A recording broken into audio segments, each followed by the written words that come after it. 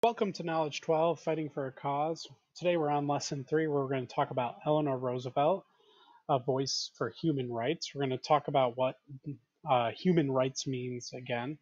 But before we talk about that, let's go through our vocab words. I will read the word, you repeat it after me. Courage, balance. So, how in our last read aloud, let's review really quick about Susan B. Anthony. How did she have courage?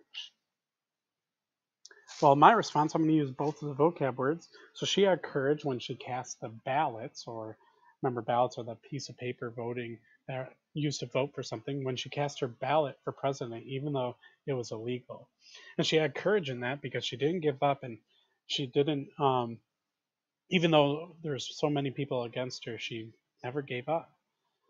So today we're going to be hearing about Eleanor Roosevelt and her fight for human rights. Remember, human rights are those basic needs that every human should have. And we learned about those basic needs in social studies as well. But those basic needs are like food, shelter, the right for a job, and education as well.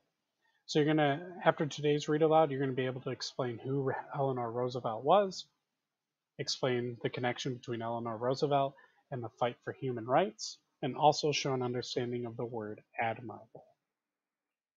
One of the most admirable women in American history was the one named Anna Eleanor Roosevelt. So in the word admirable, you can see that word admire in there. And admire means to show respect. So if admire is in the word admirable, what do you think admirable means?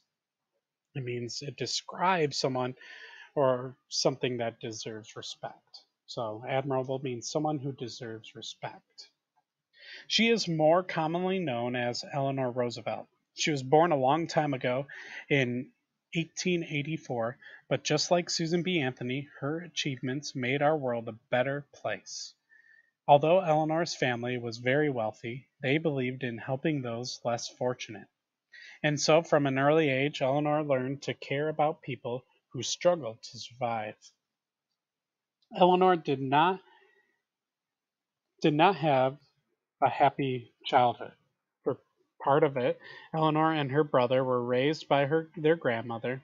Although Eleanor loved her grandmother, she thought her grandmother was strict because she would not let Eleanor read books in bed. And she made Eleanor wear long black stockings, even in the summertime. Whew, that would be warm and sweaty. When Eleanor was 15 years old, she was sent to an English boarding school for girls. Remember, we heard about the boarding school before. Who else attended a boarding school? That's right, Susan B. Anthony did. Eleanor was very happy there. She made lots of friends, and her French teacher, Mary Souvenstray, thought she was a wonderful student. It was from Mary that Eleanor developed a love of learning and an interest in travel. Eleanor said that her 3 years there were one of the happiest times in her life. When Eleanor was 18 years old, she returned to New York. It was an exciting time for Eleanor. Her uncle, Theodore Roosevelt, had just become the President of the United States. In those days, wealthy young girls like Eleanor went to parties to meet wealthy young boys. Eleanor's grandmother hoped that Eleanor would meet a young man whom she could marry. Eleanor did meet someone. She met Franklin D. Roosevelt, her distant cousin. They liked each other and began to date. Franklin thought that Eleanor was very smart and kind. They were both eager to work for their country. Franklin and Eleanor decided to get married. They were married in New York City, and President Theodore Roosevelt walked the bride down the aisle. Eleanor was 21 years old. During the next 10 years, Eleanor gave birth to 6 children. You can see this is her family portrait right here. Anna, James, Elliot, Franklin Jr., John, and another son who died when he was a baby. Eleanor's husband, Franklin, was interested in politics. In 1911, he won a political position in the New York Senate. The family moved to Albany, the New York state capital. 2 years later, Franklin was appointed Assistant Secretary of the Navy. This time, the family moved to Washington, D.C. Why is Washington, D.C. an important city in there? in the United States. Eleanor spent a great deal of time with her family, but she also worked on many projects that reached out to people who needed help. In 1921, Franklin was stricken with polio. Polio is a virus or a disease that can cause paralysis or make it impossible to move a part of the body, such as your legs. Fortunately, today there is a vaccine against polio to protect people from getting the disease. Because of the polio, Franklin could not get around very easily. He spent many hours in a wheelchair. Franklin had hoped to become president one day. He was afraid that he would no longer achieve his dream.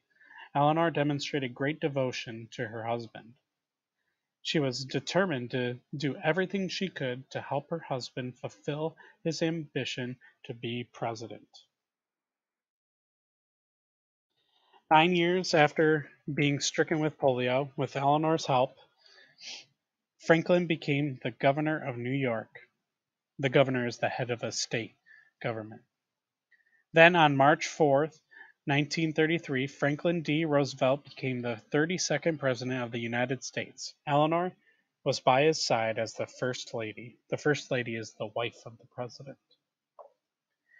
Franklin D. Roosevelt became President during one of the most difficult times in American history. This period was known as the Great Depression. Millions of people were unemployed or without a job. Many were hungry and desperate. Hundreds and thousands of men and women and children stood in line at soup kitchens. Soup kitchens are places where food is provided for free and those in need. Franklin and Eleanor were saddened by what was happening to so many Americans. They promised to help them. Eleanor traveled all over the United States, acting as her husband's eyes and ears. What do you think it means to act as someone's eyes and ears? I mean, yeah, it doesn't mean she can be literally his eyes and ears. What it means is she would listen to people and look around and uh, report back to Franklin D. Roosevelt the things she is seeing and the ways that she can that Franklin can make the United States a better place. So she met with groups of people and asked them how her husband could help them. Eleanor had told Franklin all about the things she saw. She told him about the difficulties that so many people faced. She told him about the good things that were happening. Eleanor's reports to her husband helped Franklin to make decisions. With millions of Americans unemployed, it was difficult for many people to find jobs. Eleanor focused on finding ways to create new employment opportunities, especially for African Americans. Eleanor persuaded her husband, President Franklin Roosevelt, to set up an advisory group called the Black Cabinet. The members of this group were talented and successful African Americans who were specifically chosen for their skills. Their job was to find ways to improve the lives of African Americans living in poverty. Eleanor's friend, Mary McLeod Bethune, was one of these group members. Later in our unit, you will learn about Mary. Like Eleanor, she was a remarkable woman. Eleanor believed that two heads are better than one. And so together, Eleanor and Mary set up the National Youth Administration and the Division of Negro Affairs. These programs helped many young African Americans pay for their education. Just like today, a better education provides better employment opportunities or a chance to get a better job. Eleanor dedicated much of her life to working for civil rights and human rights. Remember, human rights are, are those rights that everyone should have, such as food, a place to live, education, and a job. As the First Lady, Eleanor had many chances to speak about the problems facing America. During the Great Depression, Eleanor had a radio show and she wrote a newspaper column. In addition to campaigning for equality for African Americans, children, women, and the poor, Eleanor also campaigned for the rights of Native Americans. Eleanor highlighted the fact that Native Americans were being pushed off their land and that their way of life was continually threatened. In 1939, Eleanor took a stand against discrimination. Eleanor belonged to an organization called the Daughters of the American Revolution. When the Daughters of the American Revolution would not allow talented African American singer named Marian Anderson to sing at a hall they owned in Washington, D.C., Eleanor left the group. Eleanor later got permission for Marian to sing at the Lincoln Memorial. More than 75,000 people came to support her and hear her wonderful voice. Even after the death of her husband, Franklin, Eleanor continued to work for human rights. In 1946, President Harry S. Truman asked Eleanor to work at the United Nations, an organization that includes many of the countries in the world. The main goal of the United Nations, even today, is world peace, but it also works to reduce poverty and help all people in need. The following year, Eleanor became the leader of the United Nations Commission on Human Rights. She helped write an important document called the Universal Declaration of Human Rights. This document states that all people should have the right to work, the right to rest, the right to an education, and the right to share in the life of their own community. Eleanor discovered that most people in the world want the same basic rights. Eleanor considered this to be her greatest achievement. For many years, Eleanor traveled to Asia, the Middle East, and Europe.